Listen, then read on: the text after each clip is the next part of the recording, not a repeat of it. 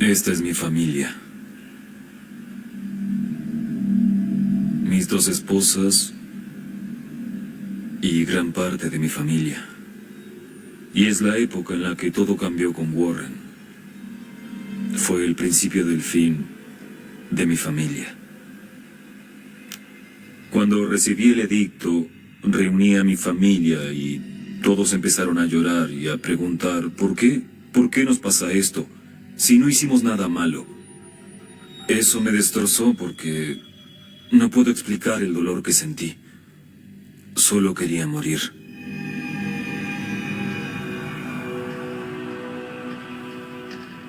Me da vergüenza admitir que lograron engañarme de esa manera. Warren engañó a todos desde el principio. Él era un monstruo. Mi nombre es Wallace Jeffs y soy medio hermano de Warren Jeffs. La policía de Nevada arrestó al líder polígamo fugitivo, Warren Jeffs. Nací y crecí dentro de esta organización criminal. Algunos la llaman iglesia, pero es una organización criminal. El FBI confirmó que el líder de la iglesia está bajo custodia. Estaba en la lista de los 10 más buscados del FBI desde mayo. Es la iglesia fundamentalista de Jesucristo de los santos de los últimos días. Y ellos creen que si no eres polígamo, si no tienes varias esposas, no puedes alcanzar la salvación. Mi padre, Rulon Jeffs, fue el profeta de la iglesia desde 1986 hasta su muerte. Mi madre era su cuarta esposa, de las 85 que tuvo antes de morir. Esta es la casa que mi padre construyó en el 69 cuando nos mudamos todos juntos. Vivía con Warren y otros 50 hermanos y hermanas y 8 madres. Todos creerían que era una familia normal, pero no era nada normal. Nadie sabía lo que pasaba ahí dentro, en especial con Warren.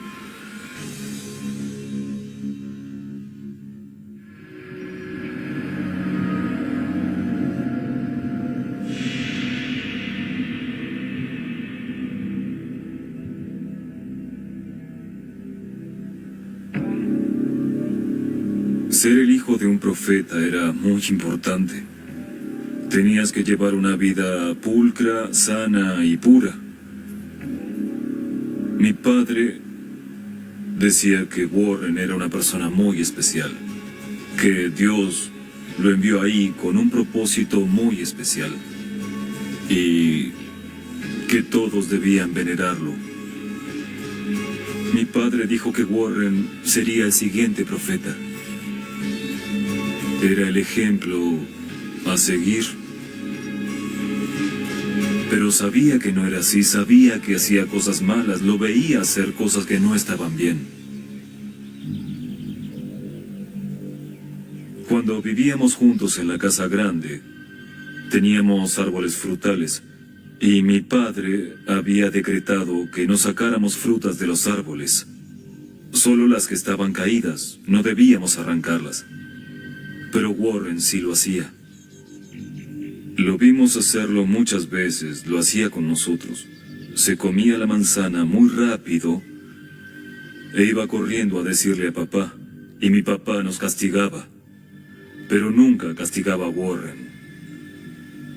Lo delataba, pero nunca pasaba nada. Le decíamos lo que hacía y respondía, olvídenlo, no se preocupen. Yo me ocupo, pero nunca vi que lo castigaran por nada de lo que hacía. No hacía nada mal.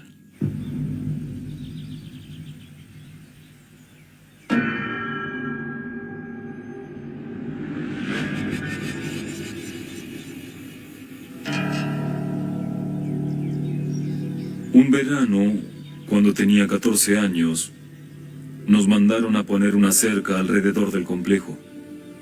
Mi padre nos envió a todos sus hijos a construir una cerca y eligió a Warren para que sea el líder encargado de esa tarea. Le encantaba el poder, la autoridad, pero la llevaba a otro nivel. Recuerdo que estaba clavando unas tablas de esa cerca y Warren se acercó y me dijo que lo hacía mal, que los clavos no debían ir en ese ángulo. Pero lo estoy haciendo del modo que me dijiste que lo hiciera.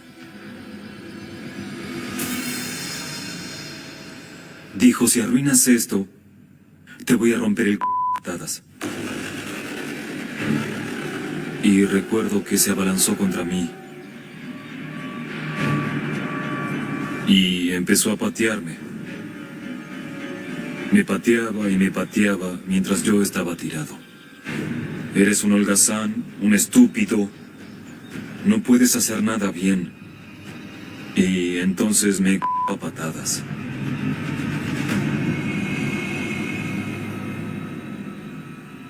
Me sentí humillado e inútil.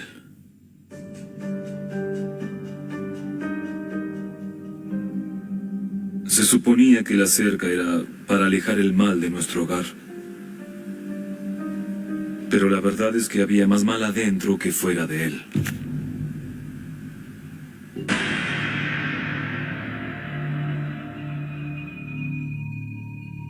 Warren fue nombrado director de la escuela a los 17 años, y fue entonces que en verdad empezó a ganar poder. Me sorprendió mucho, no entendía por qué elegirían a un joven de 17 años para ser el director de la escuela, y la única respuesta que recibí fue que le dieron esa tarea porque era el elegido.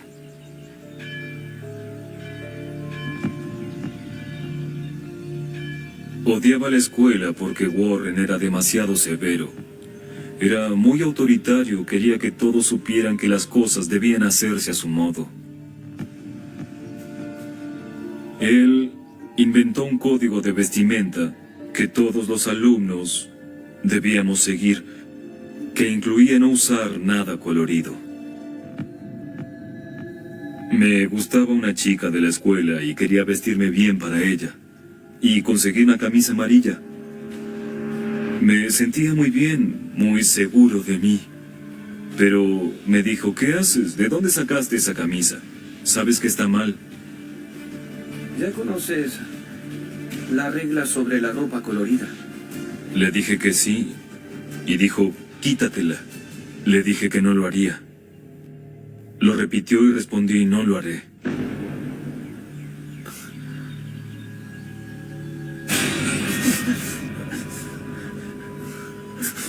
¡Basta, Warren!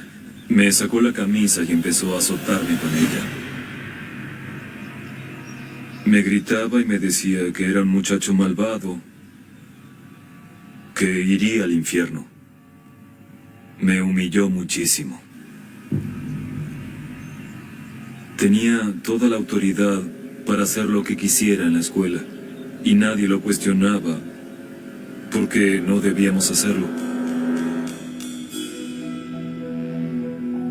Warren se hizo muy popular e influenciaba a todos. Les enseñaba a los niños y ellos lo admiraban. Fue el comienzo de su reinado de terror. Ahí empezó todo.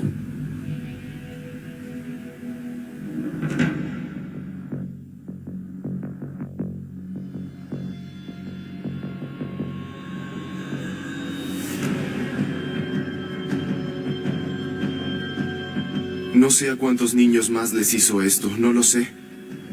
Pero sí sé que ese día pude ver lo que era en verdad, era un monstruo.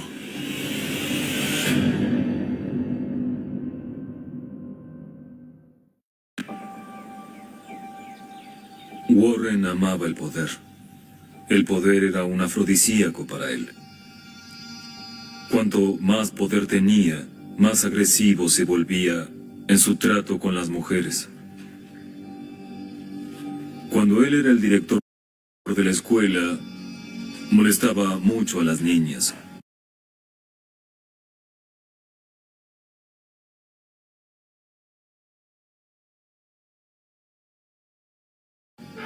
Les daba un examen que sabía que desaprobarían, así que las llevaba a su oficina para hablar.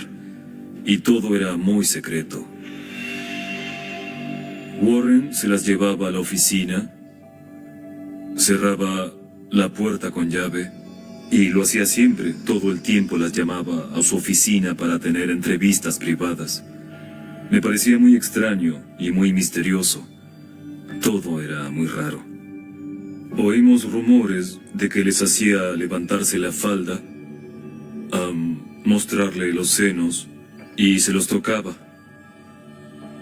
Además, las azotaba con una regla. Cuando supe que hacía eso, pensé, esto es una... Sabía que era algo malo.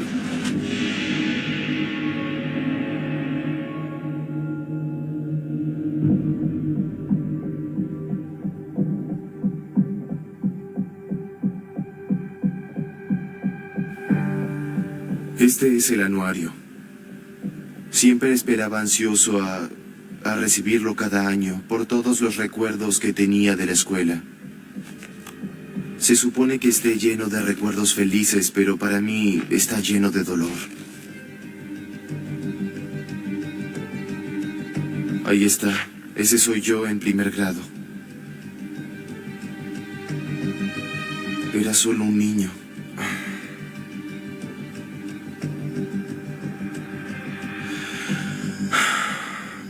Con una sonrisa en la cara, pero eso no era verdad.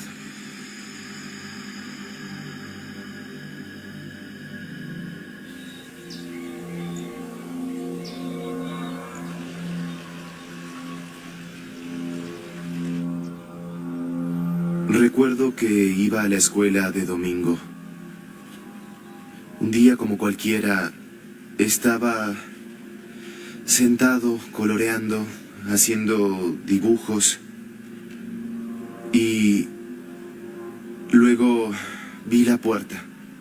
Vi que se abría muy lento y vi a Warren parado en la entrada.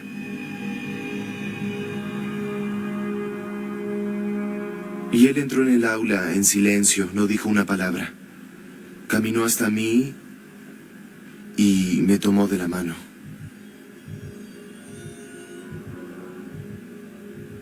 Y lo único que hice fue ponerme de pie y seguirlo. Salimos del aula hacia el corredor y no sabía qué pasaba. Me llevó hasta un baño al final del corredor. Y luego cerró la puerta.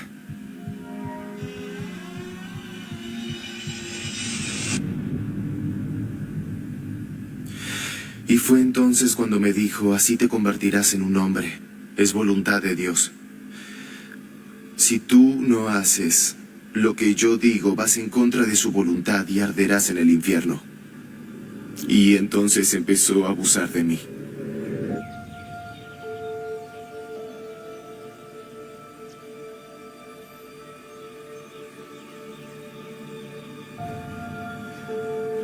Luego me llevó de nuevo por el corredor hasta el aula y me hizo sentar en mi lugar.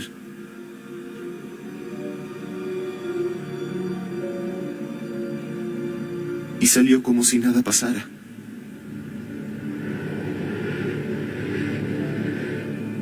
Pasó varias veces más después de eso, y siempre era del mismo modo.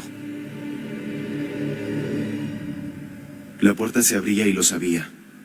Sabía que era mi turno. Sabía que él venía a buscarme.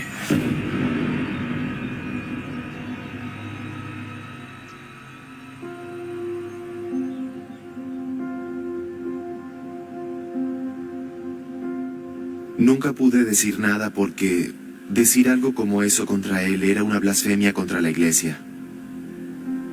Siempre repetían obediencia perfecta, fe perfecta, obediencia perfecta, fe perfecta. Y por eso, hasta ahora nunca se lo conté a nadie. Ni siquiera a mis hermanos, a mis padres, ni a nadie. Nunca hablé de esto. Sentía que si hablaba de esto, eso significaba ponerme en contra de Dios.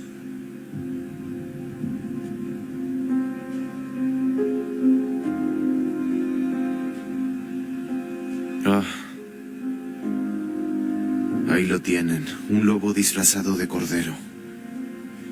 Ah, ni siquiera puedo mirarlo, es muy duro. Muchos de estos niños lo idolatraban y lo admiraban en todo sentido.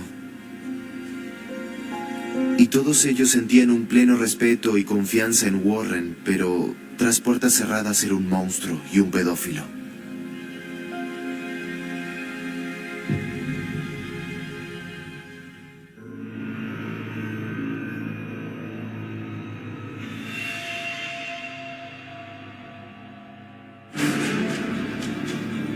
Recibí nuevas instrucciones de Dios acerca de cómo podemos acercarnos más a Él. Pude decirles a todos que creía que era falso, pero sabía que al hacerlo me iban a expulsar. Así que decidí continuar en silencio, mientras esperaba ver qué haría Warren.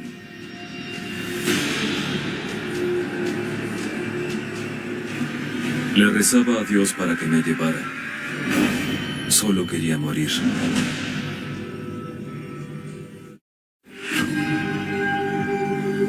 Recibí nuevas instrucciones de Dios acerca de cómo podemos acercarnos más a Él. Cuando Warren asumió el control, me sentí aterrorizado.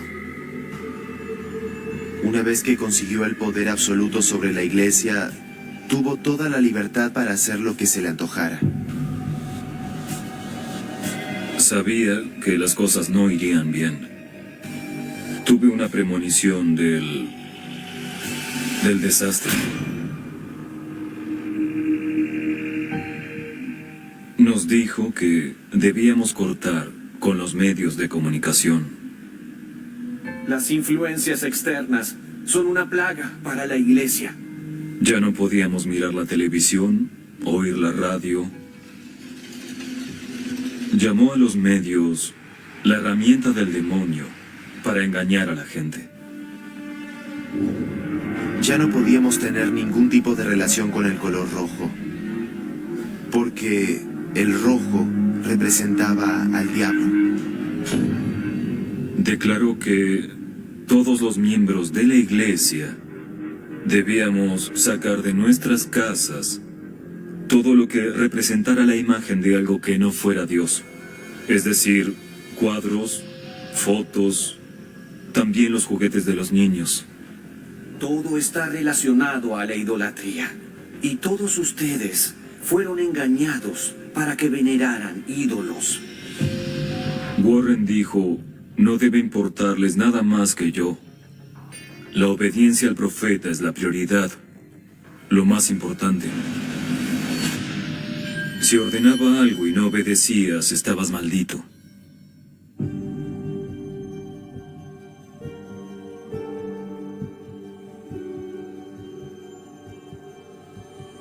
Y recuerdo que luego de eso reuní a la familia y les pedí a todos que fueran a sus cuartos y que sacaran cualquier ídolo o lo que pudiera ser uno, y que me lo trajeran para deshacerme de todo.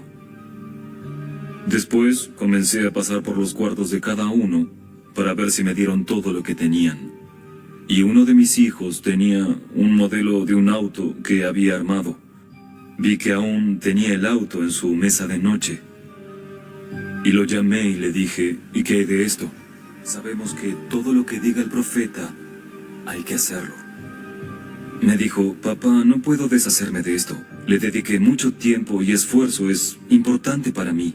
¿Por qué no puedo tenerlo? Y le dije que debíamos obedecer al profeta, que la palabra del profeta era más importante que un ídolo. Se sentó en su cama y empezó a llorar. Pero igual me lo llevé y me deshice de él.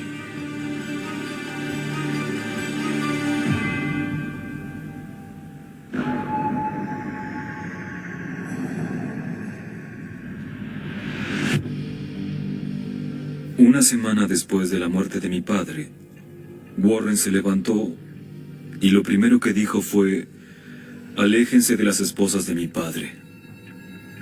Fue todo lo que dijo. Pero recuerdo que pensé, ¿por qué diría eso? Nadie perseguía a las esposas de mi padre.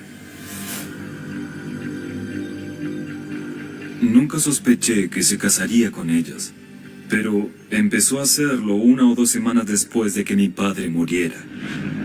Mi padre tenía 85 esposas cuando murió, y Warren tomó al menos 50 como sus esposas. Cuando estamos juntos, el Señor está con nosotros. Iba en contra de todo lo que nos habían enseñado. Un hijo no debía casarse con sus madres.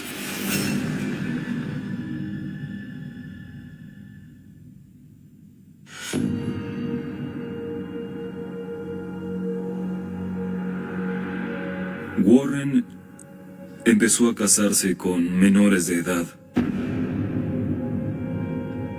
Se casaba con muchachas de 14 o 16 años.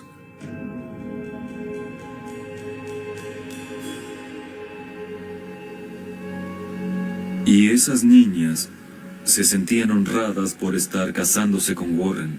Se las veía felices porque les habían hecho creer que estaban casadas con el hombre más sagrado del planeta. No sabían que se casaban con el ser más malvado del planeta.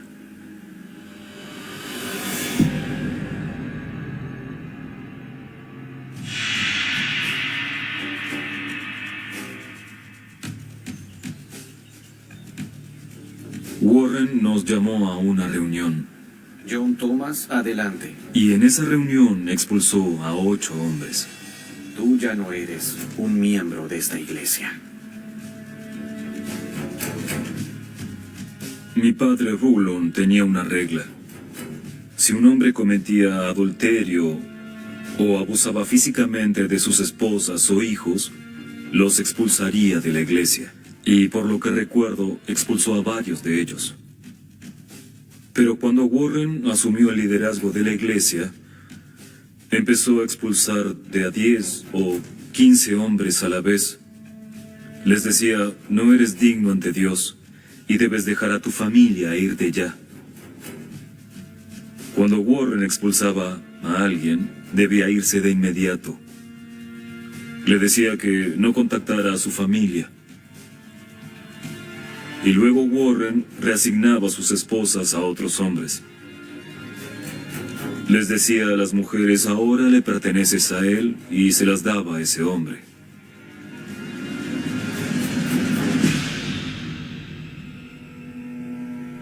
Era devastador, era algo muy devastador para los niños, horroroso para las mujeres, pero como era el profeta, no lo cuestionaban.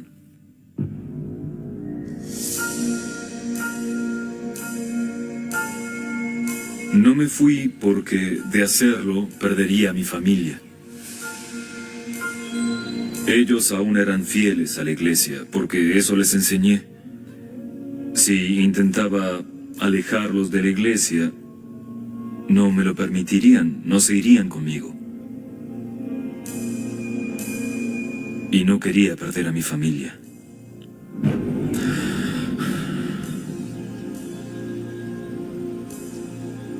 Me daba miedo irme. Me aterraba la idea de darle la espalda a lo único que conocí en toda mi vida. Creía en las enseñanzas de la iglesia.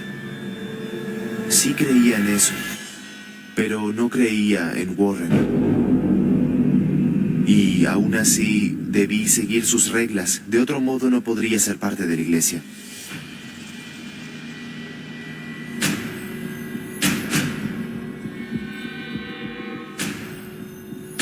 Fue el principio del fin de mi familia.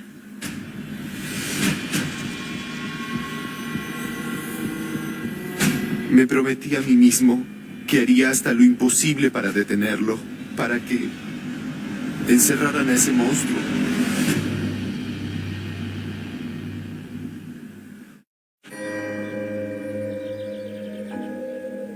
Como hombre de la iglesia, no puedes elegir a tu familia, es el profeta quien te la da. El profeta tiene la autoridad para quitarte esa familia del mismo modo que te la dio. Y Warren expulsaba a cualquiera cuando quería, sin motivo. Así que vivías con el temor de tener que hacer todo perfecto, o perderías a tu familia. Es mi familia. Mis 2 esposas y gran parte de mi familia. Fue una época muy feliz para mí. Tenía todo lo que quería, pero es la época en que todo cambió con Warren. Fue el principio del fin de mi familia.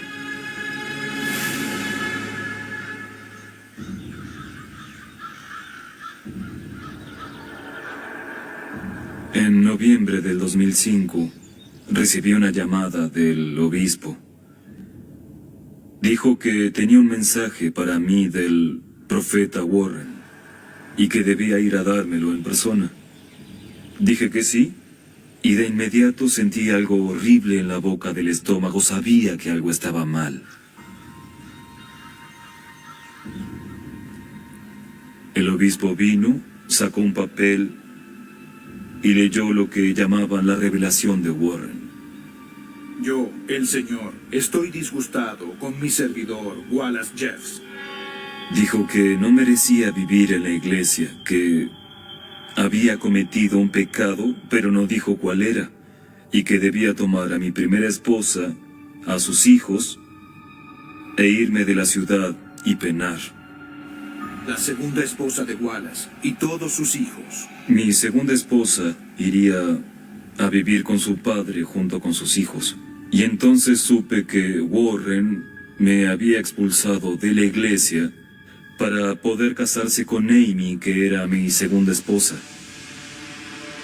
La deseó desde que estaba en la escuela y él era el director.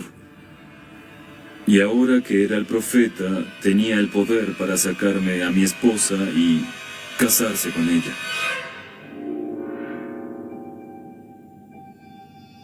Pensé en negarme y no aceptar irme, pero de hacer eso, me habrían echado de mi casa. Eran los dueños de la ciudad, así que tenían el derecho a desalojarme y harían lo que fuera necesario para sacarme de la ciudad. No tenía otra opción. Entonces acepté hacerlo.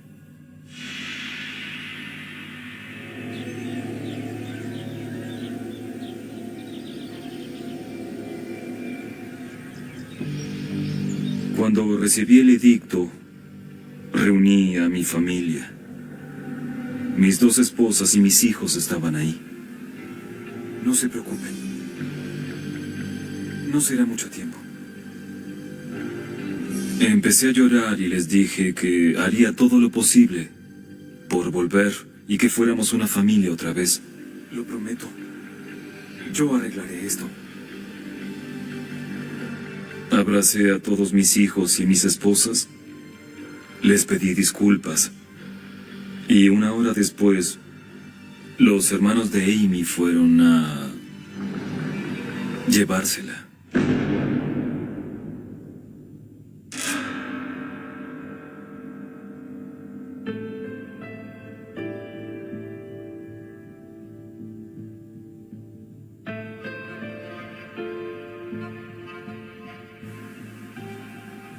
Recuerdo que mi padre les dijo, por supuesto que no, no van a hacerme esto, no me quitarán a mi familia. Yo voy a llevarme a mi familia conmigo y todos nos iremos de la iglesia.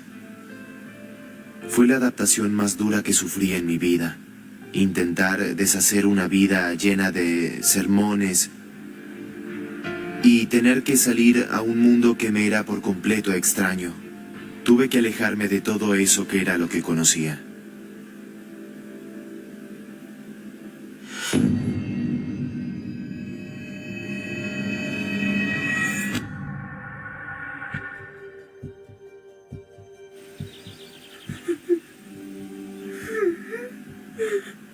Empezó a llorar y yo no entendía lo que pasaba, hasta que por fin me dijo, tengo que contárselo a alguien.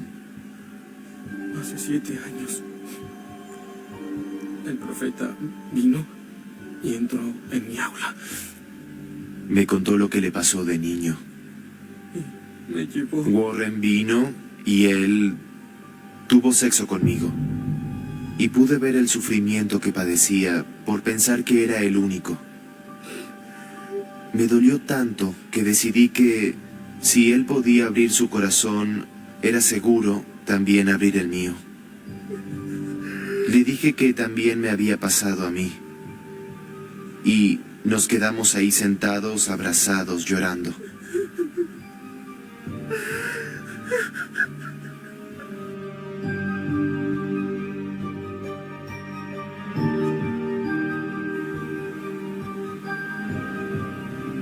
Estaba en la casa de mis padres y recibí una llamada.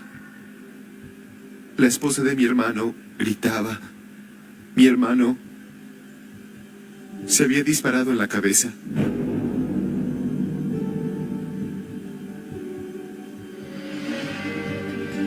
En ese momento decidí que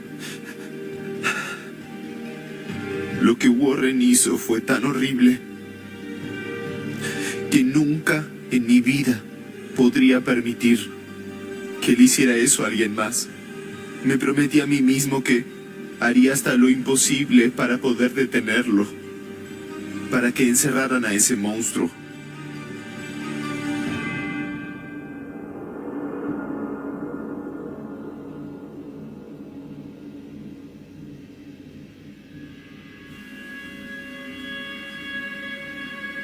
Fue lo más difícil que hice en mi vida. Tener que hablar en público de algo que me había hecho tanto daño y que lastimó tanto a mi hermano. Pero solo me importaba detener a ese monstruo. Warren nunca apareció ante la corte y gané por su ausencia. Es el mediodía en Colorado City. Los secretos de la comunidad polígama más grande del país están saliendo a la luz. Después de mi demanda, muchos otros por fin juntaron el valor para hablar en su contra. Necesitamos su ayuda y apoyo para evitar que Warren Jeffs destruya más familias. Él decide con quién y cuándo te casas, qué esposas van con quién y cuántas tiene cada uno. Y me alegré al ver que no era el único que quería enfrentarse a él. Pero Warren negó todo ante la iglesia. No quería que creyeran que era ese monstruo. Y se escapó. El FBI lo puso en la lista de los más buscados por una denuncia de una niña de 12 años a la que obligaron a casarse con un hombre de la iglesia. Fue lo que impulsó la caída de Warren.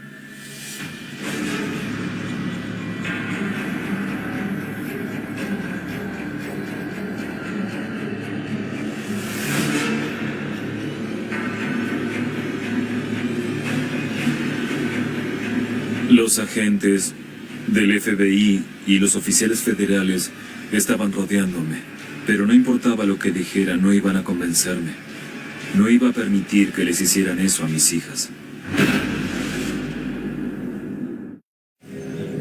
Nos obligaron a creer que el profeta de la iglesia estaba a la par de Dios y que debíamos obedecerlo. Y creo que pensaba que, sin importar qué hiciera, era la voluntad de Dios y se saldría con la suya. Como anunciamos en las noticias de las 7, la policía de Nevada arrestó al líder polígamo fugitivo Warren Jeffs. El FBI confirmó que el líder de la iglesia está bajo custodia, luego de que un oficial de la patrulla de autopistas lo detuviera junto a otras 2 personas en la I-15. Al final vi que Warren fue atrapado mientras intentaba huir. Las autoridades creen que arregló matrimonios entre hombres mayores y muchachas menores de edad. Entré en estado de shock porque estaba eufórico. Estuve un rato llorando. Fueron lágrimas de felicidad y alivio. Era un milagro. Estaba feliz, era justo lo que siempre quise oír.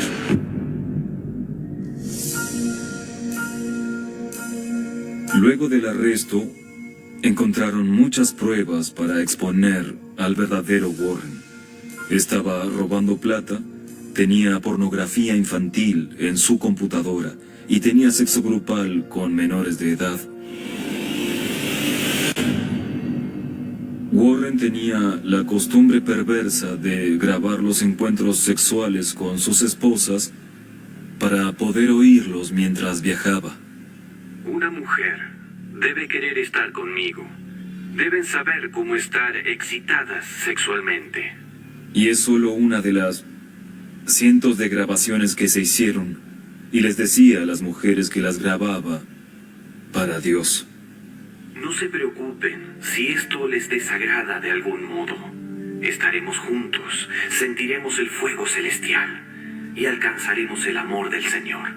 Y ellas estaban dispuestas a hacerlo porque era en nombre del Señor, y el profeta nunca se equivocaba. Era un honor hacerlo. Decimos esto en nombre de Jesús. Amén.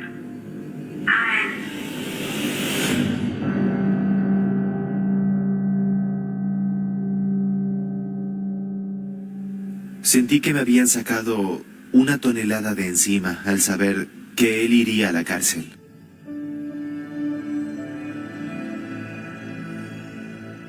Las personas de la iglesia no sabían nada de sus crímenes. Muchos no sabían por qué estaba en la cárcel.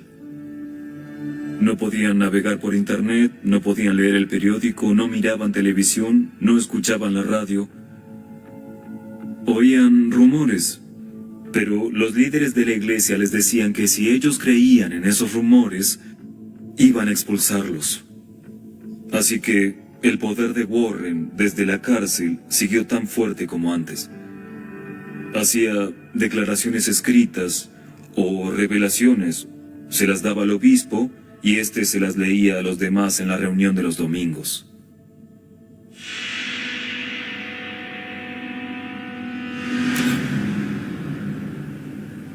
Revelación del Señor, dada a Warren S. Jeffs. Warren inventó una revelación en la que deshacía todos los matrimonios dentro de la iglesia. Ya no podrían tener sexo nunca más y nadie tenía el derecho de procrear o tener hijos. Todas las uniones maritales quedan disueltas desde ahora. Había 15 hombres elegidos por Dios y por Él que serían portadores de semillas, y a pedido de Warren, estos hombres tendrían que embarazar a cualquier mujer que él dispusiera para eso. Ellos serán elegidos por el profeta. Sabía que Warren era capaz de hacerles eso a mis hijas, que podía asignarlas a cualquier hombre y que iban a violarlas. Incluso tras las rejas, solo tenía que hacer una llamada o enviar un mensaje y obedecerían. Y cuando me enteré de eso, entonces dije, no a mis hijas. Eso no le pasará a mis hijas.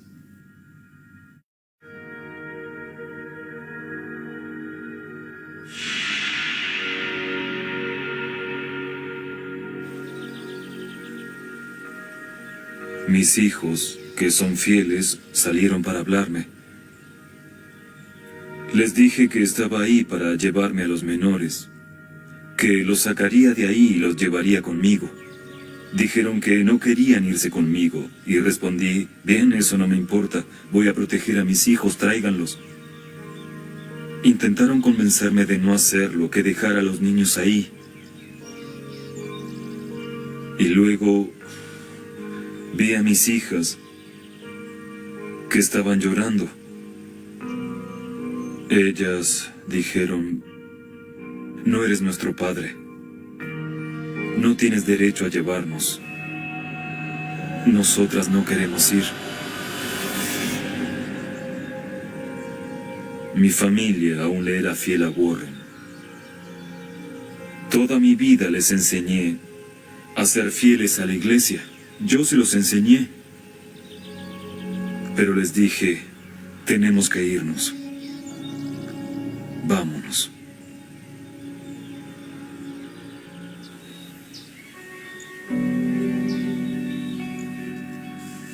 Traje a mis hijas a casa, pero no querían hablarme.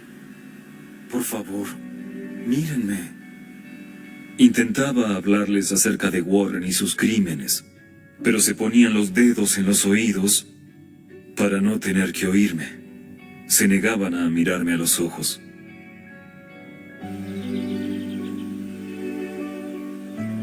Muchos meses después de traerlas, un domingo un amigo vino y hablé con ellas. Les dije, oigan, vamos a jugar un rato al parque, ¿les gustaría venir con nosotros? Y por primera vez me miraron a los ojos. Y luego de golpe dijeron, sí, tal vez vayamos. Vinieron conmigo al parque y jugamos. Y fue la primera vez que pensé, hay esperanza.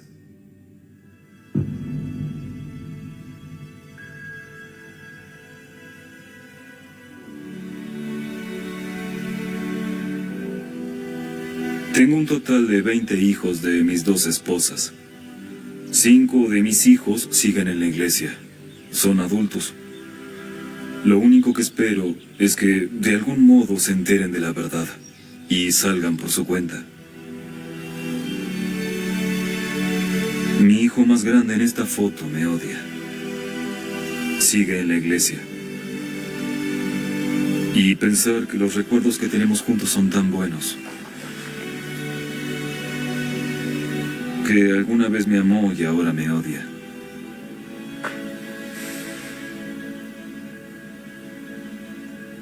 Eso duele.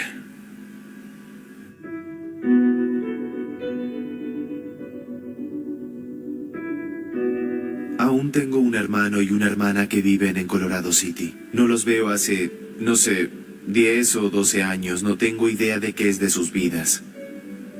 Aún creen en Warren. Aún lo siguen y todo. Supongo que no comprenden de qué es capaz y las cosas que sigue haciendo. Quiero que todos sepan que Warren es un monstruo. Es mi turno de hablar por aquellos que no pueden, de hablar por los niños que no pueden, por las mujeres que tienen miedo, por todos aquellos que viven aterrados. Todos tenemos la fuerza dentro para seguir adelante y enfrentar a quien nos hizo daño. A todos los que me oyen,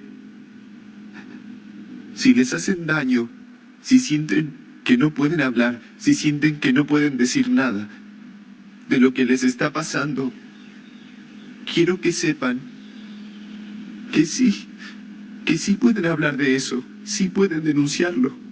Está bien.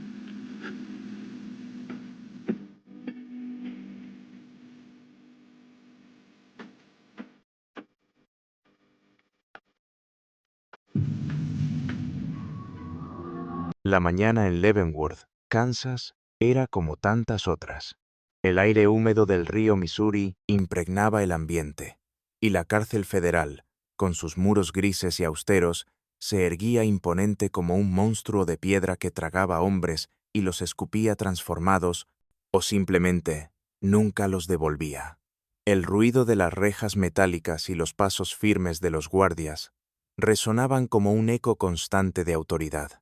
Nadie entraba en aquel lugar sin sentir un estremecimiento en la piel. Era una prisión de máxima seguridad, y allí, a principios del siglo XX, la justicia estadounidense decidía confinar a quienes eran considerados los peores criminales del país. En ese escenario de vigilancia y acero, un caso iba a sacudir no solo a los funcionarios penitenciarios, sino también a la propia noción de identidad y justicia. El caso de Will West y William West, 2 hombres que compartían algo más que un simple apellido. Todo comenzó con la llegada de un prisionero nuevo.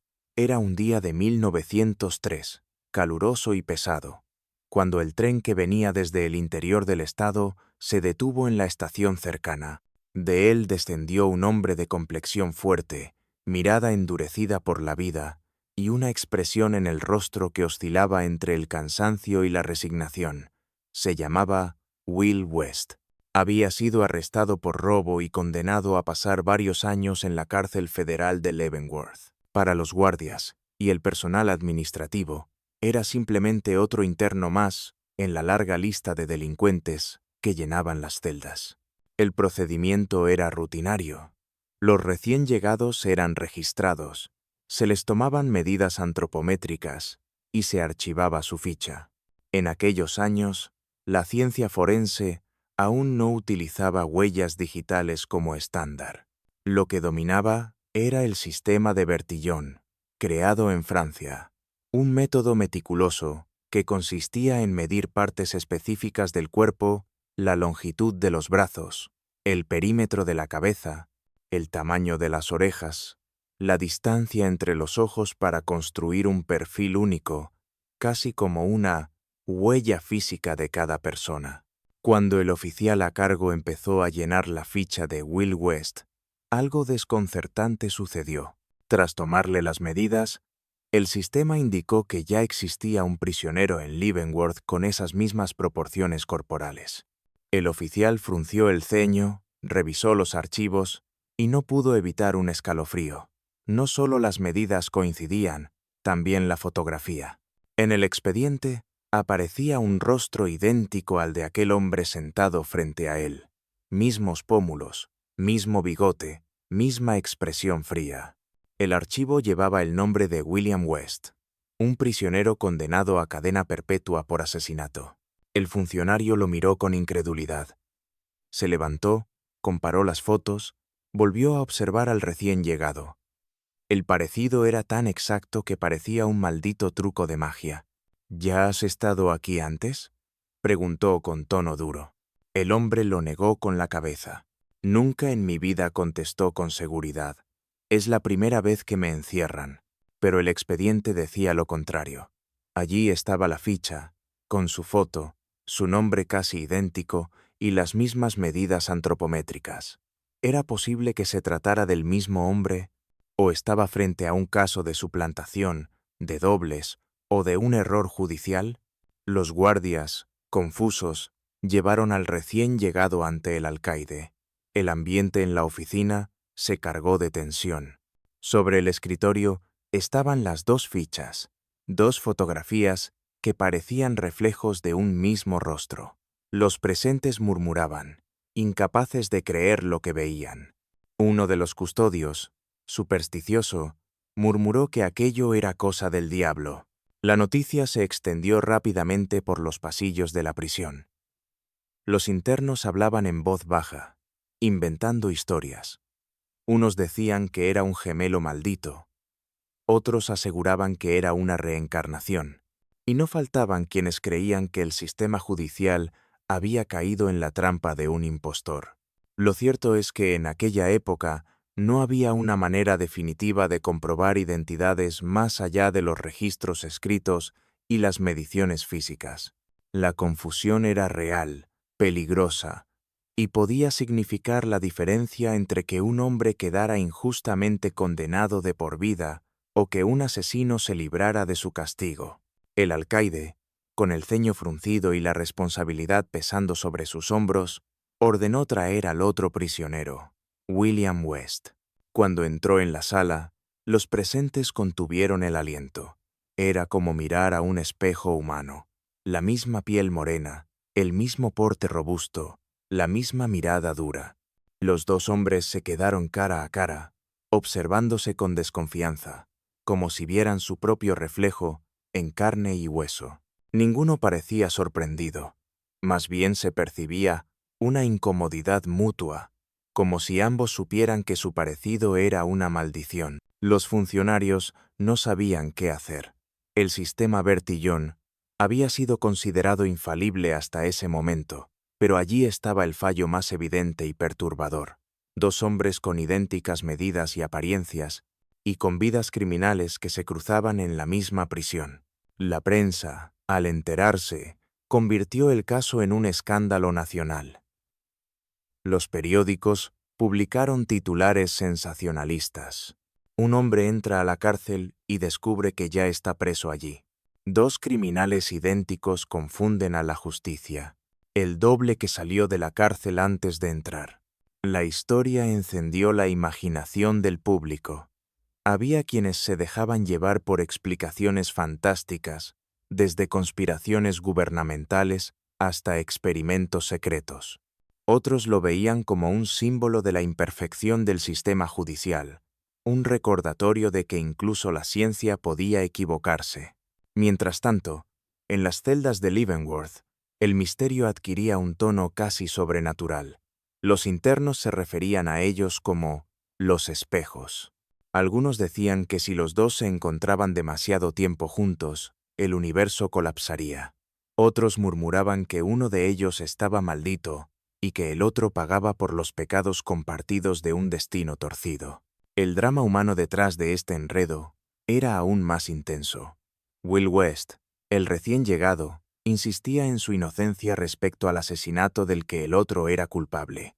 No soportaba la idea de que lo confundieran con un criminal condenado de por vida. «No soy ese hombre», repetía una y otra vez, golpeando la mesa, con la voz cargada de desesperación. Por su parte, William West, el condenado, mantenía una calma helada. Apenas hablaba, solo lanzaba miradas que parecían atravesar a todos. Algunos guardias lo describían como un hombre sin remordimientos, incapaz de sentir culpa. Su silencio, combinado con su parecido con el otro, volvía la situación aún más inquietante. La pregunta que retumbaba en los pasillos era la misma: ¿cómo resolver la identidad de estos dos hombres? Y fue precisamente este caso el que impulsó a las autoridades a buscar un método más confiable. El error del sistema Bertillon abría un agujero enorme en la justicia. Si dos hombres podían tener medidas idénticas y rostros indistinguibles, ¿cómo asegurar que cada criminal respondiera por sus propios actos?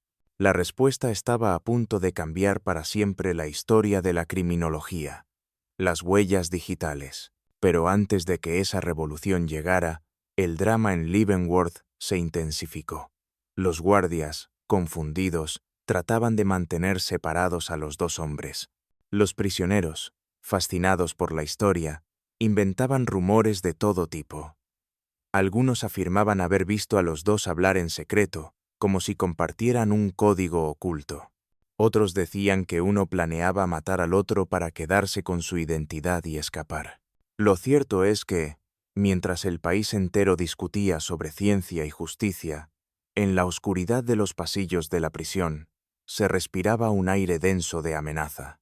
El parecido de aquellos hombres no era solo una rareza biológica.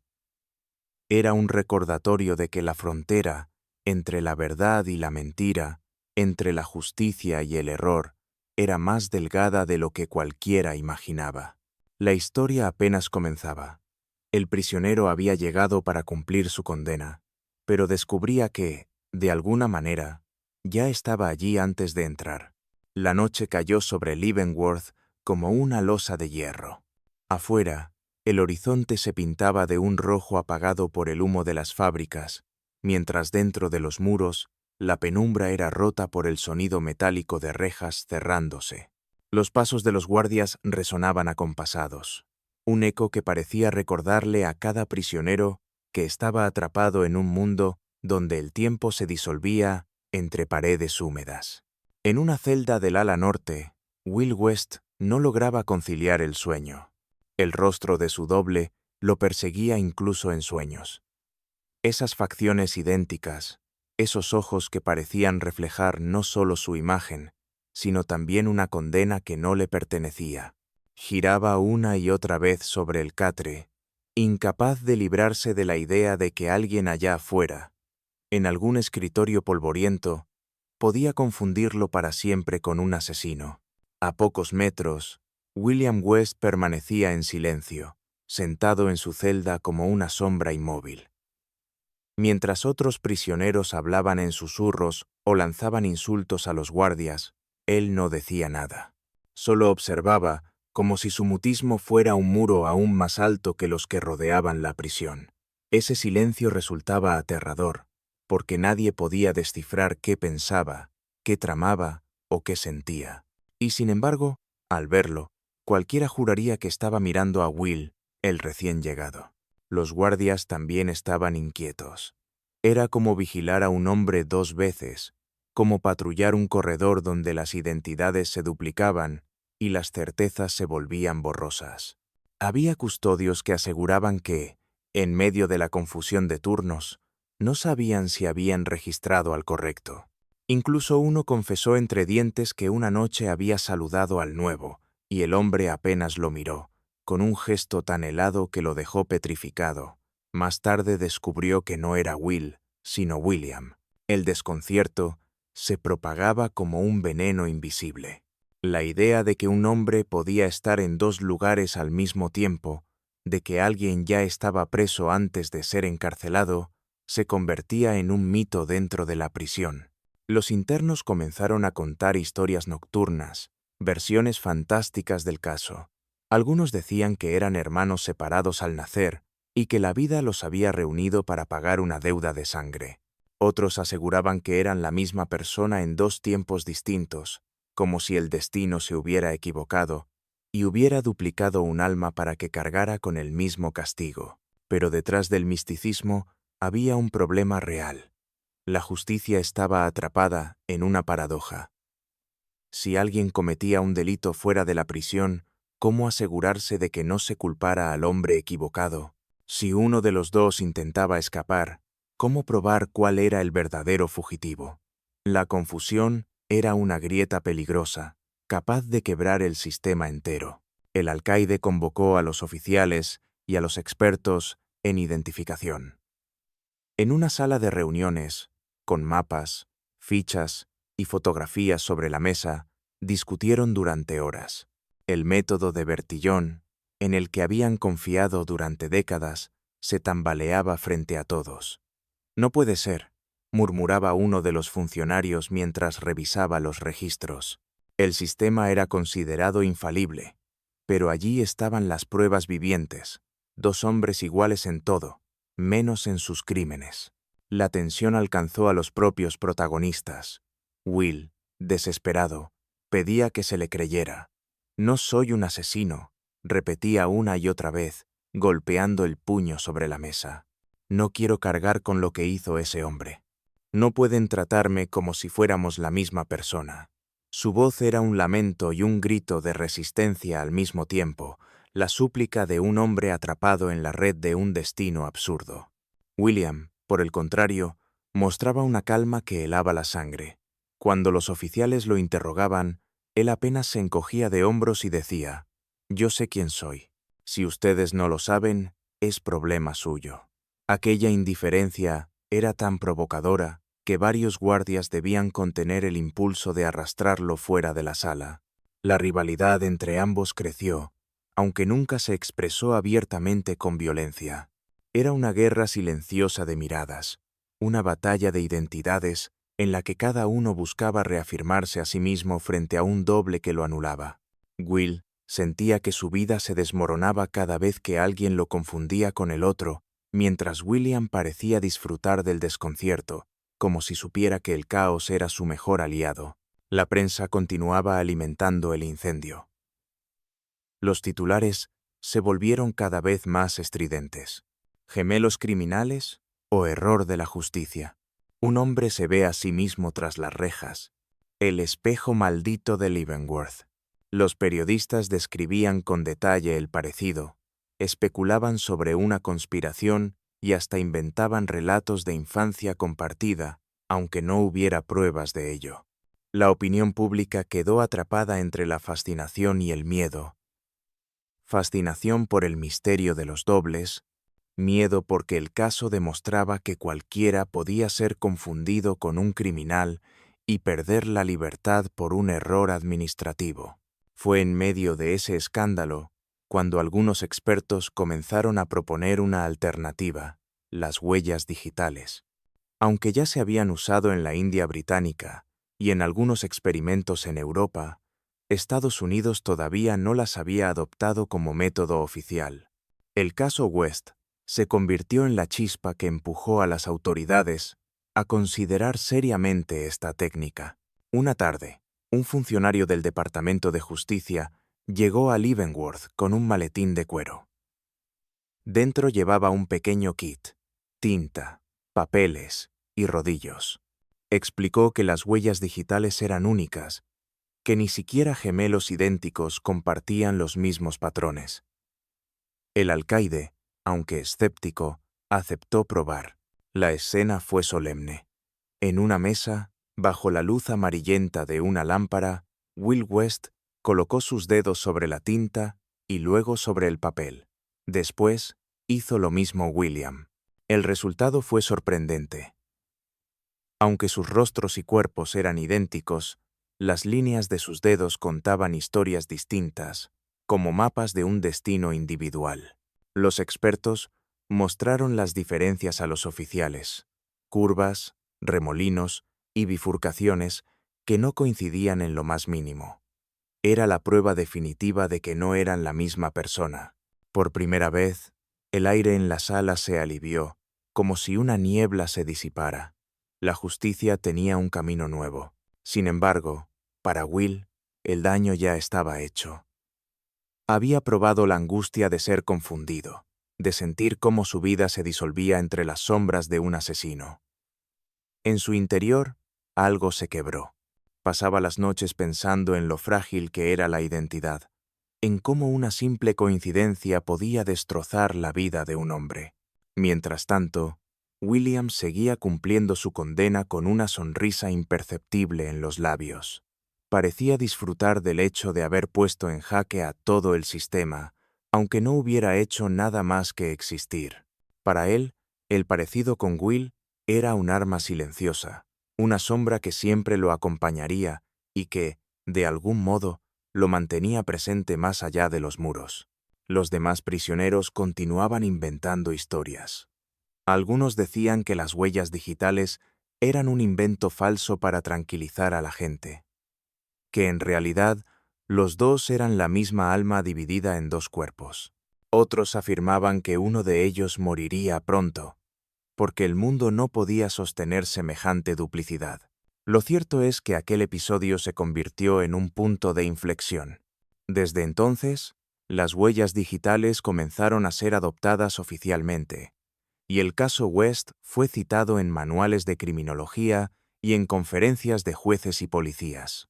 La ciencia había triunfado sobre la superstición, pero en las celdas de Leavenworth, la tensión entre los dos hombres persistía como una herida abierta.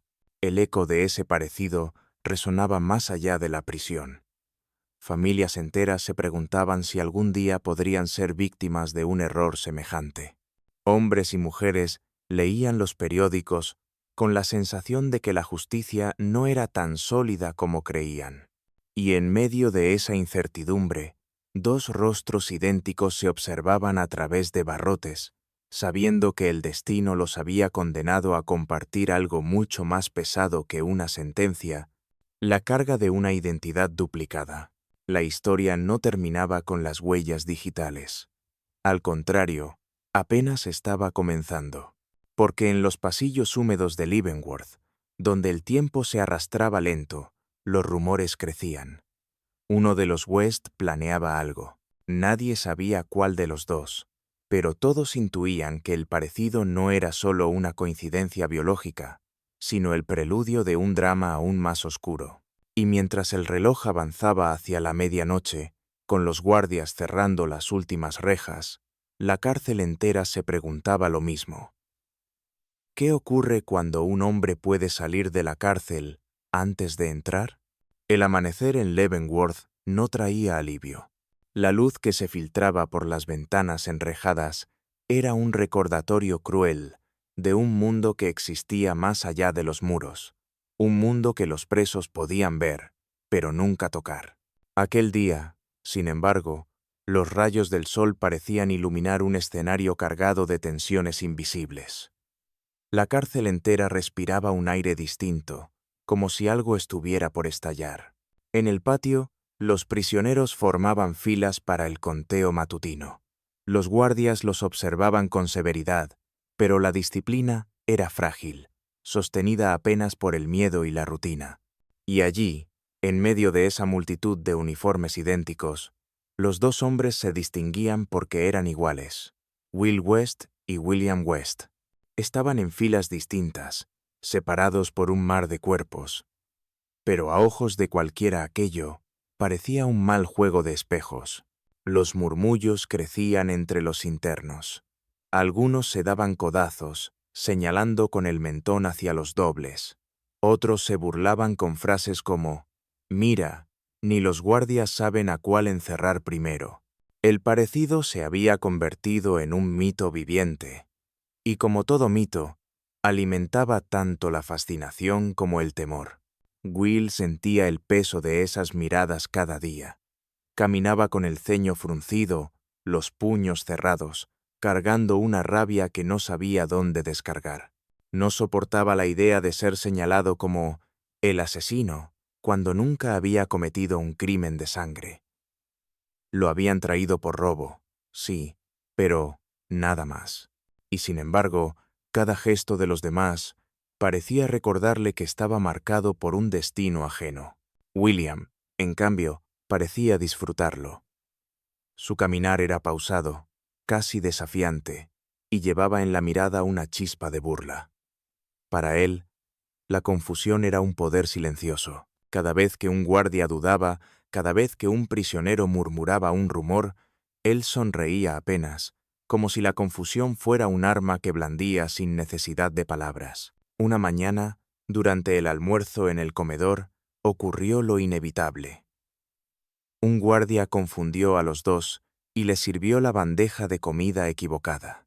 Un gesto insignificante, pero suficiente para desatar una discusión.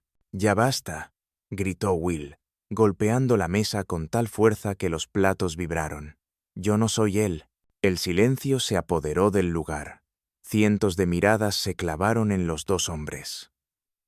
William levantó la vista lentamente, con calma perturbadora, y respondió, «¿Y quién eres, entonces?».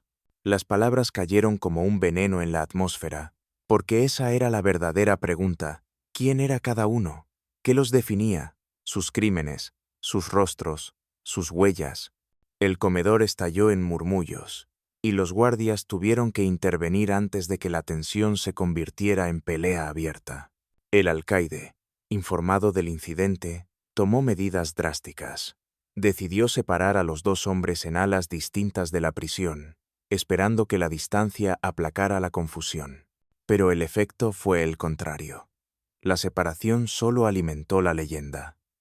Ahora, los presos decían que el alcaide tenía miedo de que los dos se unieran para tramar algo. Y de hecho, los rumores no estaban tan lejos de la realidad.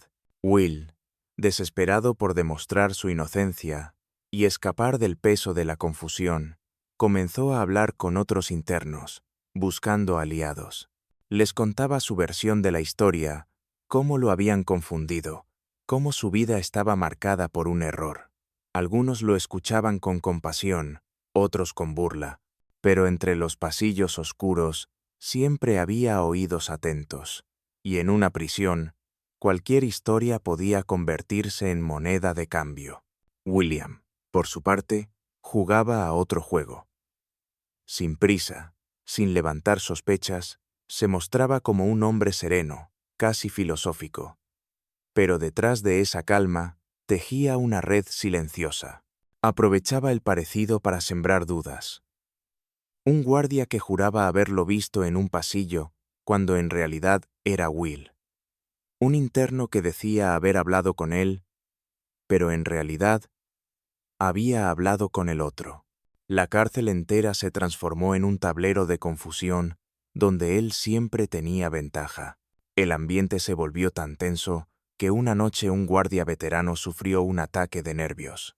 Aseguraba haber visto a William en dos lugares distintos al mismo tiempo.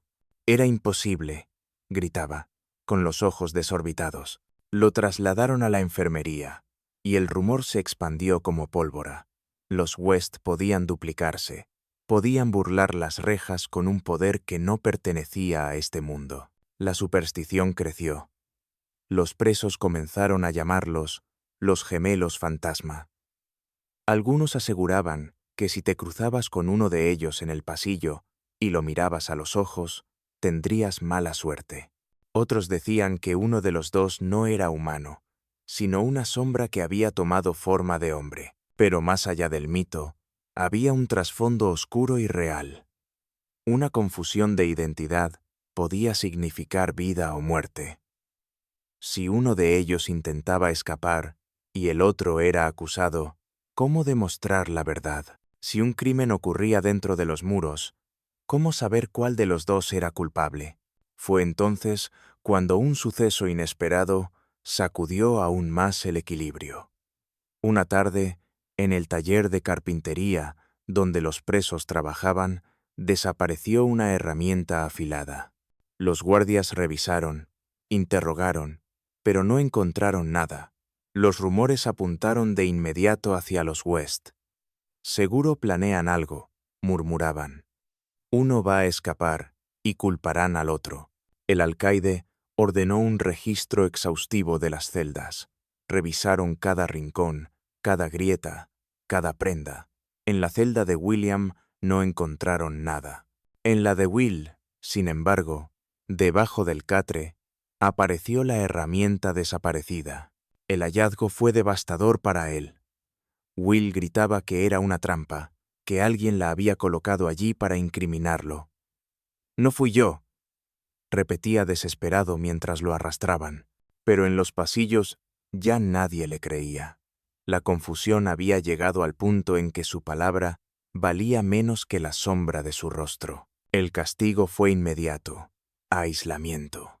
Lo encerraron en una celda oscura, sin contacto con los demás, con apenas una rendija por donde entraba un rayo de luz. Allí, en la soledad, Will comenzó a perder la noción del tiempo. Su mente se llenaba de pensamientos oscuros, de preguntas sin respuesta. ¿Y si, después de todo, no era una coincidencia? ¿Y si de verdad había nacido para cargar con el destino de otro? En las noches, escuchaba pasos en el pasillo. Juraba que eran los de William. A veces creía escuchar una risa apagada, un susurro burlón que lo llamaba por su nombre. El eco en la celda transformaba esos sonidos en pesadillas despiertas. El aislamiento no lo quebraba físicamente, pero sí corroía su espíritu, gota a gota. Mientras tanto, William parecía más fuerte que nunca. Con Will apartado, él era dueño del relato. Algunos presos lo respetaban como a un líder, otros lo temían como a un espectro, y él, sin necesidad de mover un dedo, se alimentaba de esa reputación. Los guardias, divididos entre el miedo y el escepticismo, empezaron a cometer errores. Unos se volvían excesivamente duros con Will, convencidos de que era peligroso. Otros trataban a William con cautela, temiendo que cualquier movimiento equivocado desencadenara una venganza. La cárcel ya no se regía por las normas escritas, sino por la sombra de un parecido imposible. En la ciudad, el caso seguía siendo noticia. Algunos periodistas hablaban de un fallo monumental de la justicia. Otros escribían notas sensacionalistas sobre el doble asesino. Y en los bares, la gente discutía con una mezcla de fascinación y horror. ¿Cómo era posible que dos hombres fueran tan iguales? En medio de esa tormenta, un detalle pasó casi desapercibido, pero cambiaría todo. Un joven guardia, recién asignado, notó que William recibía visitas misteriosas. No eran familiares ni abogados, al menos no registrados oficialmente. Hombres que llegaban con papeles falsos, que decían representarlo y que se marchaban después de hablar con él en voz baja. El guardia lo reportó, pero sus superiores no le creyeron. «Eres nuevo, imaginas cosas», le dijeron. Sin embargo, esa pista se convirtió en una grieta en la fachada del misterio, porque empezaba a quedar claro que William no solo era un prisionero idéntico a otro, también era un hombre que tejía algo más grande en las sombras, algo que podía poner en jaque no solo a la prisión, sino a la propia idea de justicia. Y en el silencio de la celda de aislamiento, mientras Will golpeaba las paredes con los puños ensangrentados, jurando que demostraría quién era, la pregunta crecía como un eco. ¿Y si el verdadero peligro no estaba en la confusión de identidades, sino en el plan oculto de un hombre que sabía usar su semejanza como la llave más letal?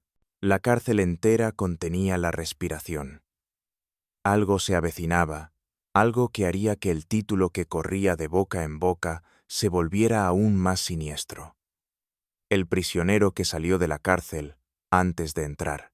La celda de aislamiento era un pozo sin fondo. El silencio era tan espeso que a veces parecía un grito contenido. Will West permanecía allí, con los nudillos heridos de tanto golpear las paredes húmedas, con los ojos enrojecidos por noches enteras sin dormir. En su mente no había descanso. Todo era un torbellino de sospechas, miedos y un dolor insoportable que se clavaba más hondo que los barrotes. Él sabía que era inocente del crimen que cargaba su reflejo, pero en ese lugar, la verdad no tenía fuerza. Lo único que contaba era la percepción, y para todos, Will y William eran el mismo hombre. Esa confusión era como una sentencia adicional, invisible pero letal. Cada noche, Will escuchaba pasos que se detenían frente a su celda, a veces una respiración contenida, a veces un susurro burlón. No veía a nadie, pero en su mente no había duda. Era William, como si su doble se alimentara de su tormento, como si disfrutara ver cómo su semejanza lo despojaba de la identidad. Y en esos instantes, la rabia se mezclaba con un miedo que lo hacía temblar. En el ala contraria, William parecía otro hombre. No era un prisionero más. Era un eje alrededor del cual giraba el rumor, el miedo y la expectativa.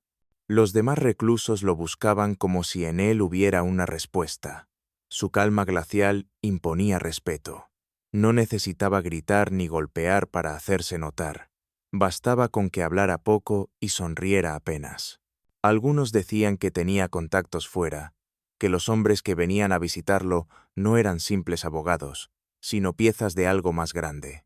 Otros aseguraban que se comunicaba en clave con mensajes escritos en pequeños trozos de tela que luego desaparecían misteriosamente.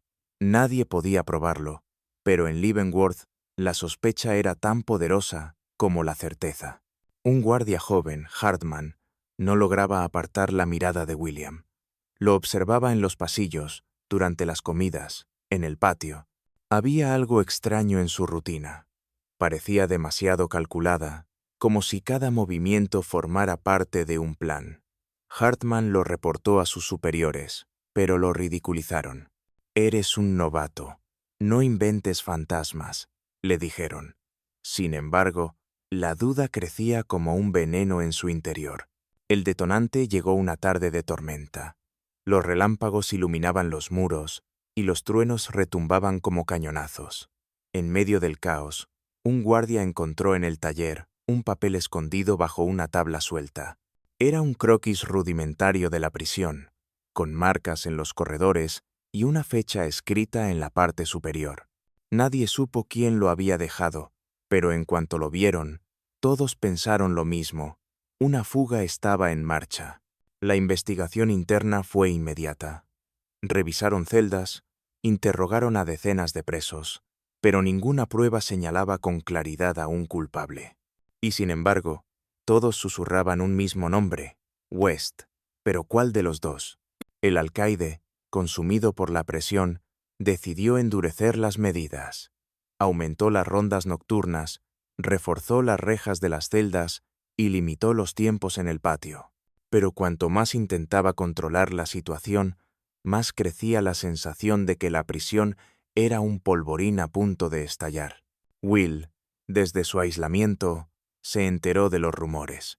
Un guardia, compadecido, le contó a media voz que decían que él estaba involucrado en un plan de escape. Will estalló en gritos de furia. «Es él. Siempre es él. Ese maldito juega con todos mientras yo pudro aquí dentro. Escúchenme de una vez». Pero nadie lo escuchaba de verdad. Sus palabras rebotaban contra un muro de incredulidad. En el patio, mientras tanto, William caminaba como si nada ocurriera. Cuando otro preso le preguntó si era cierto lo de la fuga, él solo sonrió con un gesto enigmático. Ese silencio, esa falta de confirmación, era más peligrosa que cualquier confesión, porque permitía que cada quien llenara el vacío con sus peores sospechas. Hartman, el joven guardia, decidió vigilarlo de cerca. Lo siguió discretamente durante varios días, observando cómo interactuaba con otros presos cómo recibía pequeñas señales durante el almuerzo o cómo cambiaba de posición en el patio para encontrarse siempre bajo cierta sombra. Había un patrón, pero no lograba descifrarlo. Una noche, mientras recorría el pasillo del ala donde estaba William, Hartman creyó escuchar un susurro proveniente de su celda.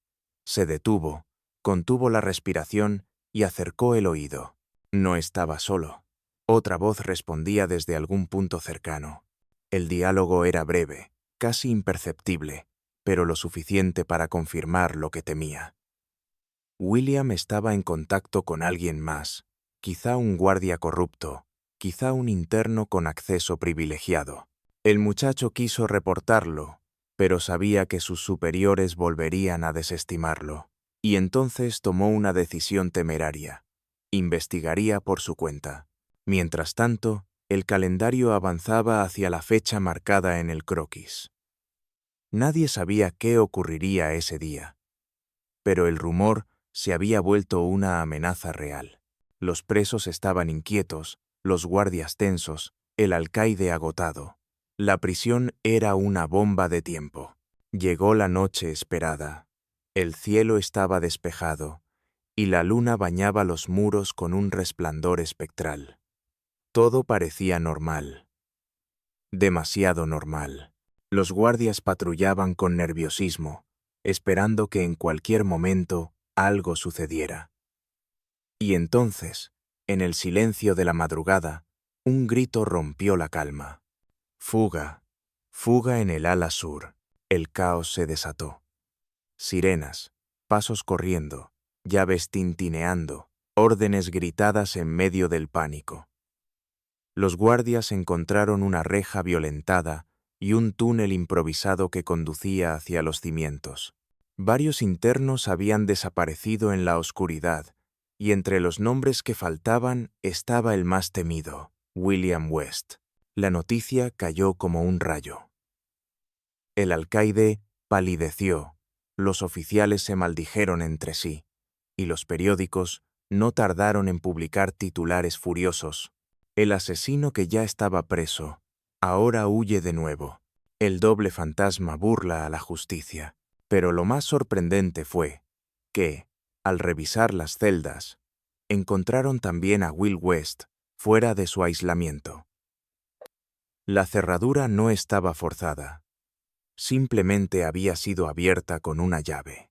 Los guardias lo hallaron de pie en el pasillo, aturdido, repitiendo una y otra vez que él no había hecho nada, que lo habían liberado sin que supiera cómo ni por qué. La confusión alcanzó un nivel insoportable. 2 West. Uno desaparecido. Otro encontrado libre en el peor momento. Para las autoridades, era imposible discernir quién era quién había huido realmente, quién se escondía bajo qué rostro. Hartman, sin embargo, recordó lo que había escuchado días atrás.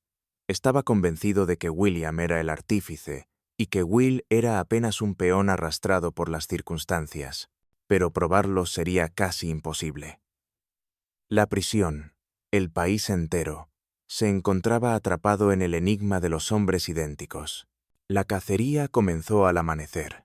Patrullas salieron a los caminos, trenes fueron revisados, pueblos enteros vivieron bajo sospecha. La prensa convirtió la fuga en leyenda. Un hombre que ya estaba preso escapa antes de ser capturado. La frase, repetida hasta el cansancio, reforzaba la sensación de que se trataba de un fantasma más que de un hombre. Dentro de la cárcel, Will se enfrentaba al peor de sus tormentos. Aunque insistía en que no tenía nada que ver, los guardias lo miraban con desconfianza. Para muchos, él era simplemente William con otro nombre. Lo vigilaban de cerca, lo trataban como a un cómplice. Su inocencia se evaporaba entre barrotes como humo en el viento. El alcaide, acorralado, ordenó medidas extremas. Decidió que, a partir de ese momento, cada interno sería fichado con huellas digitales, sin excepción. La ciencia sería el único camino para distinguir a los hombres. Y fue así como la tragedia de los West terminó de sellar la entrada definitiva de la dactiloscopía en la historia penal de Estados Unidos. Pero mientras la técnica avanzaba, el misterio humano seguía vivo, porque aunque las huellas distinguieran a Will de William, la sombra del parecido no se borraba. La duda persistía. ¿Había escapado de verdad William? ¿O la fuga era un truco para que los dos pudieran intercambiar papeles? Las calles se llenaron de rumores. Algunos afirmaban haber visto a un hombre idéntico a Will en un tren rumbo al oeste. Otros aseguraban que lo vieron en un bar de Chicago, sonriendo como si la justicia nunca pudiera alcanzarlo. La policía seguía cada pista, pero cada testimonio terminaba en un callejón sin salida. Y en la celda de Leavenworth, Will se consumía lentamente, atrapado en una condena que no era la suya, con la certeza amarga de que su vida se había convertido en el reflejo de un fantasma. La pregunta resonaba en cada esquina, en cada periódico, en cada mente. ¿Era posible que un hombre hubiera salido de la cárcel antes de entrar? La fuga de William West se convirtió en una sombra que cubrió todo el estado. Desde el amanecer, cuando los primeros periódicos imprimieron titulares con su rostro idéntico al de su doble aún tras las rejas, la gente no hablaba de otra cosa. En las barberías, en los mercados, en los bares, la conversación era la misma. El hombre que estaba preso y al mismo tiempo anda suelto. Las autoridades organizaron una cacería sin precedentes. Patrullas de caballos recorrieron los caminos rurales, agentes revisaron estaciones de tren y se colocaron carteles con la palabra "Wanted" junto a un rostro que confundía a todos. Porque, ¿cómo perseguir a un fugitivo cuando cualquiera podía señalar al hombre equivocado? En Leavenworth, la tensión era insoportable. Will West permanecía en su celda bajo estricta vigilancia. Aunque repetía hasta el cansancio que él no tenía nada que ver con la fuga, nadie lo escuchaba de verdad. Los guardias lo miraban con desconfianza, convencidos de que en cualquier momento también intentaría escapar. Algunos incluso se preguntaban si aquel que permanecía encerrado era realmente Will, o si en realidad el fugado era él. La confusión se había vuelto un veneno que intoxicaba hasta lo más elemental, la identidad de un hombre. El joven guardia Hartman era uno de los pocos que todavía creía que Will era inocente. Había visto de cerca el modo en que William manipulaba las sombras, cómo lograba tejer rumores sin necesidad de hablar demasiado. Para Hartman, el verdadero peligro estaba fuera, en el hombre que había huido con una sonrisa invisible y un plan que aún nadie entendía del todo. Las noticias llegaban cada día con un nuevo sobresalto. En Kansas City, un comerciante juraba haber visto al fugitivo entrar en una taberna.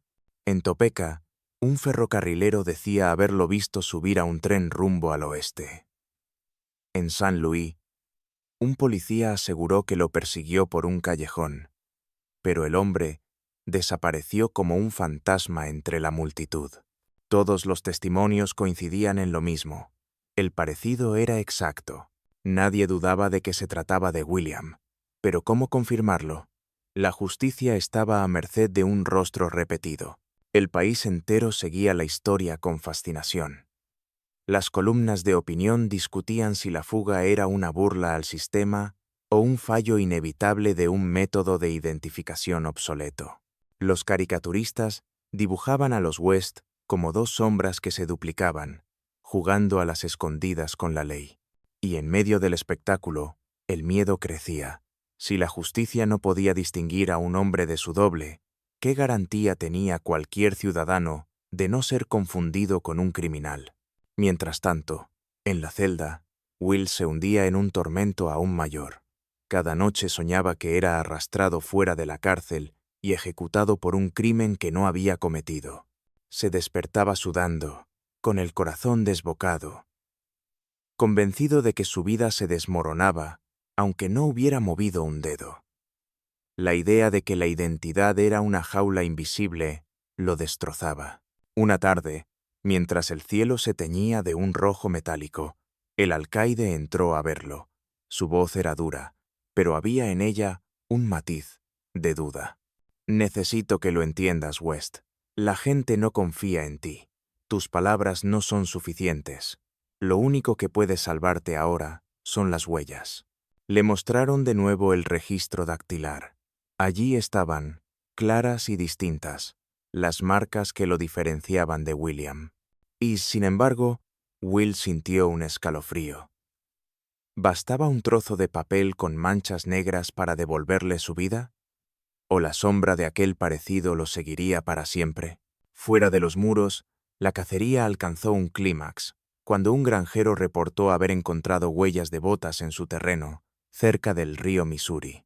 Agentes armados llegaron de inmediato y encontraron restos de comida, un catre improvisado y cenizas aún tibias. William había estado allí, descansando antes de seguir su camino. Lo persiguieron durante días, rastreando señales en el barro, interrogando a cada viajero en las carreteras. Pero siempre se escapaba en el último momento, como si conociera cada rincón del estado mejor que sus perseguidores. La persecución no solo era física, también era psicológica. Cada día sin capturarlo era un golpe a la reputación de la justicia. Los periodistas escribían con tono irónico: ¿de qué sirve tener a un hombre tras las rejas si su doble camina libre bajo el sol? El sistema estaba acorralado, y los funcionarios lo sabían. En la prisión, los rumores se multiplicaban. Algunos presos juraban que William planeaba regresar, infiltrarse en la cárcel disfrazado de Will y completar un intercambio perfecto. Otros decían que ya había huido del país y que jamás lo atraparían. El mito crecía más que la verdad. Hartman, sin embargo, seguía convencido de que el plan de William no había terminado. Lo intuía en el modo en que había dejado migajas de pistas, en cómo parecía querer ser visto en distintos lugares. Era como si disfrutara de la confusión, como si su verdadera fuga no fuera escapar, sino duplicarse en la mente de todos. Un detalle reforzó esa idea. En una carta interceptada en la oficina de correos de Kansas, encontraron un mensaje breve, escrito con una caligrafía tosca. El prisionero que salió de la cárcel aún no ha entrado en ella. Nadie entendió lo que significaba, pero para Hartman estaba claro. William jugaba con las palabras, alimentaba el mito, convertía su fuga en un acertijo. El tiempo pasaba y la tensión se volvía insoportable. La población exigía resultados, los periódicos presionaban, el gobierno federal intervenía. Y en el corazón de la tormenta estaba Will, un hombre atrapado en la paradoja de ser culpable sin culpa, prisionero de un reflejo que lo perseguía sin descanso. Una noche, mientras la prisión dormía, Hartman se acercó a la celda de Will. Lo encontró despierto, con la mirada fija en la pared. «Necesito tu ayuda», le dijo el guardia en voz baja. «Eres el único que lo conoce de verdad». Will levantó los ojos, cansados, pero brillantes de rabia. «¿Y de qué sirve? Nadie me cree». «A mí sí», respondió Hartman. «Si queremos detenerlo, necesito que me digas cómo piensa, cómo actúa». En ese instante, se formó una alianza improbable. El prisionero inocente y el joven guardia compartían un mismo enemigo, el hombre que había convertido el parecido en un arma. A partir de entonces, Hartman comenzó a visitarlo en secreto. Le llevaba periódicos, informes de los lugares donde supuestamente habían visto a William, y Will, entre la desesperación y la lucidez, analizaba cada pista, cada movimiento, intentando descifrar el plan de su doble. Descubrieron algo inquietante. William parecía moverse en círculos, como si no quisiera escapar del todo. Sus pasos lo mantenían cerca de Kansas, cerca de Leavenworth. Era como si la fuga no fuera un final, sino un comienzo. Como si quisiera regresar para demostrar que podía entrar y salir a voluntad, que era dueño de su propio reflejo. La idea heló la sangre de Hartman. Si William planeaba volver, entonces todo lo ocurrido hasta ahora era solo una parte del espectáculo. Y la verdadera pesadilla estaba aún por empezar. Fuera, la cacería continuaba. Agentes armados recorrían pueblos enteros, revisaban iglesias, establos, estaciones de tren. Los ciudadanos vivían con miedo, convencidos de que el asesino podía estar en cualquier esquina. Y en medio del pánico, la leyenda se fortalecía. Un hombre que podía burlar los muros, un fantasma con un rostro que no era único.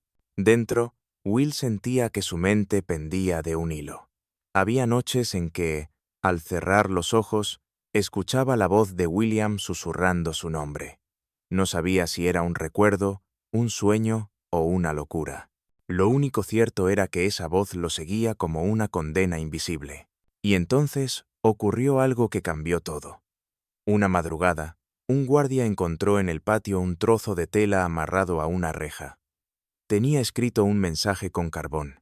El que salió regresará antes de entrar.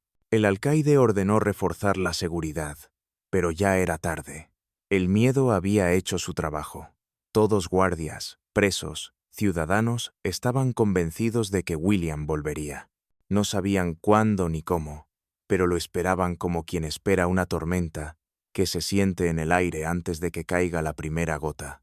Y en la celda de Will, el eco de esas palabras lo atravesaba como una daga, porque más que nadie, él comprendía el mensaje. Su doble no solo quería escapar, quería demostrar que podía ser ambos, que podía vivir dentro y fuera de los muros al mismo tiempo.